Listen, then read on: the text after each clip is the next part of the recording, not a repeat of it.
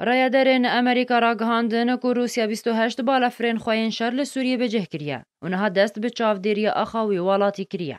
رایدرکی وی والاتی که نخواست ناوی وره اشکره کرن و هاج آژانس فرانس پریس را گوتیه. نها 28 بالافرین شر این روسی لباجار لازقیه که ناونده آلیگرین اسده بجه بونه. برپرسکی دن امریکی را گهاند که 20 بالافرین دن انوی والاتی. کو بالافرین و گوهستنین لسوریه نه. اوه چند هفتینه که امریکا دلگرانی خوش بشاندنا روسیا. چه کو بالافرین خوش بو سوریه نشانده ده. جالیکی دن وول گور هندزگهین را گهاندنا اپوزیسیونا سوریه. که روسیا 6000 لشکرین خوشاندی سوریه. و نهال کلکا لشکرین رژیم شرای اپوزیسیونه دکه.